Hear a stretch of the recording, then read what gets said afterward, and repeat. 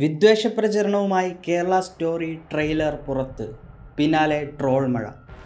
നേരത്തെ പുറത്തു വന്ന ടീസറും വിവാദമായിരുന്നു. നമ്മുടെ പെൺകുട്ടികൾ പ്രണയത്തിലല്ല, മറിച്ച് കെണികളിലാണ് വീഴുന്നത്. ഇനി ഞങ്ങളിത് സഹിക്കില്ല, പോരാടുമെന്ന ക്യാപ്ഷനോടെയാണ് ടീസർ പുറത്തു വന്നത്. ടീസർ പുറത്തു വന്നതിന് പിന്നാലെ വിമർശനങ്ങളും ട്രോളുകളും എത്തിയിരുന്നു.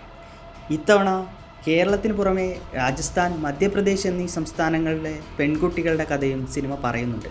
കേരളത്തിൽ നിന്നുള്ള യുവതി ബീഫ് കഴിക്കാൻ വിസമ്മതിക്കുന്നതും നിർബന്ധിച്ച് ബീഫ് കഴിപ്പിക്കുന്നതുമായ രംഗം ട്രെയിലറിലുണ്ട്. ഈ രംഗത്തിനെതിരെ വലിയ വിമർശനങ്ങളും ട്രോളുകളുടെ മഴയുമാണ് സമൂഹ മാധ്യമങ്ങളിൽ നിറയുന്നത്.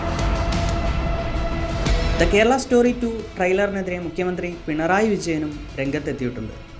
കേരളത്തിനെതിരെ വിദ്വേഷം വിതയ്ക്കാനും സംസ്ഥാനത്തിൻ്റെ മതനിരപേക്ഷ പാരമ്പര്യത്തെ അവഹേളിക്കാനും ലക്ഷ്യമിട്ടുള്ള ശ്രമമാണിതെന്ന് മുഖ്യമന്ത്രി ആരോപിച്ചു. സിനിമയുടെ ഒന്നാം ഭാഗം കേരളവിരുദ്ധ പ്രചാരണങ്ങളും വിദ്വേഷവും നിറച്ച വർഗീയ അജണ്ടയോടെയായിരുന്നു നിർമ്മിച്ചതെന്ന് ഈ നാട് തിരിച്ചറിഞ്ഞതാണെന്നും മുഖ്യമന്ത്രി സമൂഹ മാധ്യമങ്ങളിൽ പങ്കുവച്ച കുറിപ്പിൽ പറഞ്ഞു. കലാസൃഷ്ടിയുടെ മേലങ്കി അണിഞ്ഞ് പുറത്തിറക്കിയ ആ ചിത്രം സമൂഹം ദ റിയൽ കേരള സ്റ്റോറി വിളിച്ചു പറഞ്ഞുകൊണ്ട് തള്ളിക്കളഞ്ഞതായും അദ്ദേഹം കൂട്ടിച്ചേർത്തു. ബീഫ് എന്ന് പേരിട്ടതുകൊണ്ട് കേരള അന്താരാഷ്ട്ര ചലച്ചിത്രമേളയിലെ ഒരു ചിത്രത്തിന് പ്രദർശനാനുമതി പോലും നിഷേധിച്ച ഈ കാലത്ത് സമൂഹത്തിൽ ഭിന്നതയും വിദ്വേഷവും പടർത്തുക എന്ന ലക്ഷ്യത്തോടെ നിർമ്മിക്കുന്ന വിഷസൃഷ്ടികൾക്ക് എങ്ങനെ പ്രദർശനാനുമതി ലഭിക്കുന്നെന്നും മുഖ്യമന്ത്രി ചോദിച്ചു.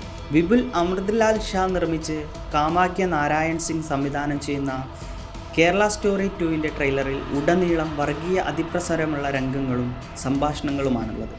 25 വർഷം കഴിഞ്ഞാൽ കേരളം ഇസ്ലാമിക രാജ്യമാകുമെന്നാണ് ട്രെയിലറിൽ പറയുന്നത്.